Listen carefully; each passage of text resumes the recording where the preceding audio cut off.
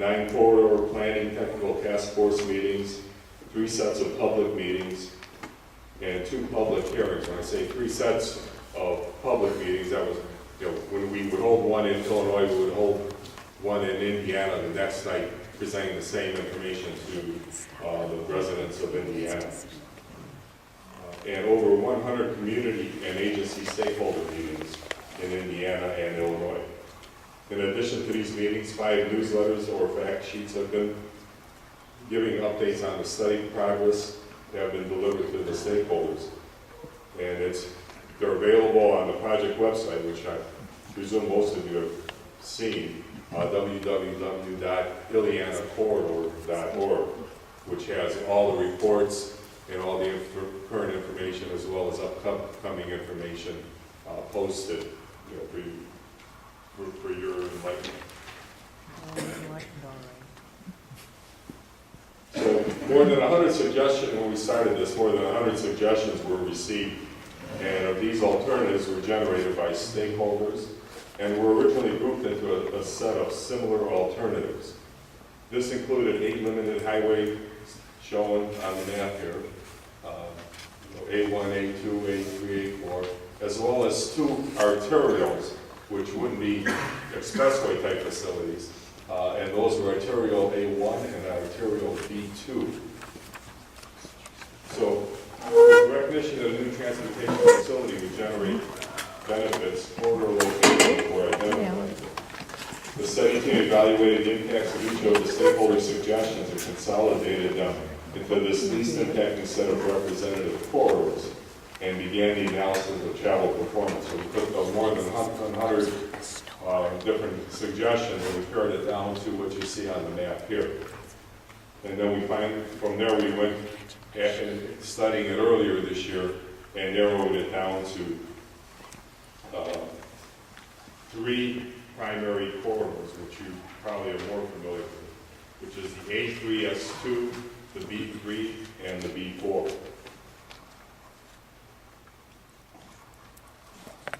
And A3S2 starts at Bluff Road near Shanahan, stays north of the Arsenal properties.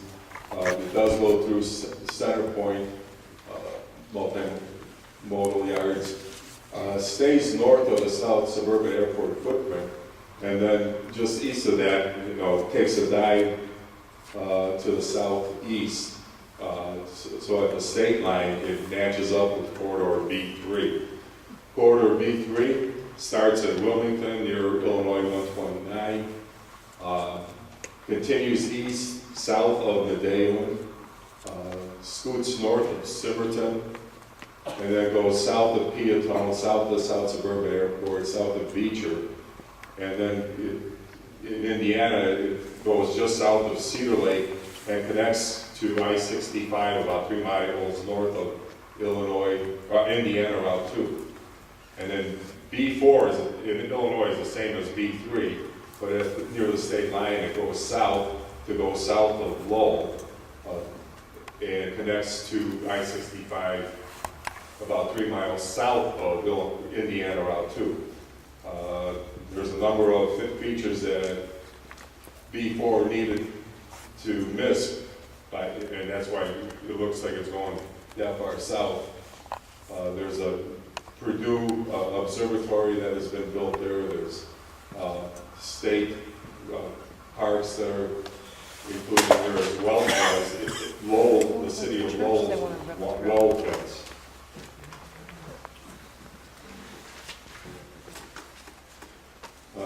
We evaluated social economic impacts, which included impacts to people, including the residences, businesses, and the overall economy. A3S2 has nearly 4 times the residential relocations, much more acreage of noise-sensitive land use, and heavy impacts to the existing and planned intermodal facilities. Economic impacts and employment growth. With A3S2, it required nearly twice as much land to accommodate the projected growth and has the greatest potential to shift population employment from the older developed population centers to the north. And what I'm giving you here is just a real brief summary. The information, the detailed reports can all be found on the website. Environmental impacts on open lands. A3S2, which is the northerly option, impacts agriculture, natural resources, and recreational 4F properties at a much higher rate than the other two, B3 and B4. Fewer constraints along corridors B3 and B4 offer the best opportunity for avoidance and minimization efforts as we head into Tier 2. Water resources. Corridor B3 has a lower overall water resource impacts as compared to corridor B4, and lower water resources impacts in corridor A3S2. And there's corridor A3S2 that has more than twice the impacts on wetlands. So when considering year 2040 population and employment shifts for build alternatives, corridors A3S2 and B3 have the best overall 2040 travel performance, with B3 attracting greater average daily traffic and a greater share of long-distance truck travel. Corridor B4 performs notably worse for both the non-toll and the toll scenarios that we evaluated. When tolling is applied, corridor B3 equals or betters A3S2 in almost all travel measures and retains the most traffic. A3S2 experiences a greater shift of traffic back to the I-80 US 30 corridor to the north than the B3 and B4 corridors, because the travel market it serves has more options to use alternative routes.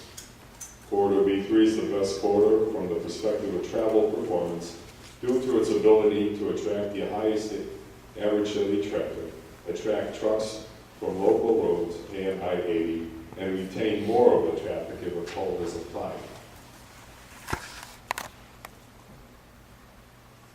So key travel performance measures that we looked at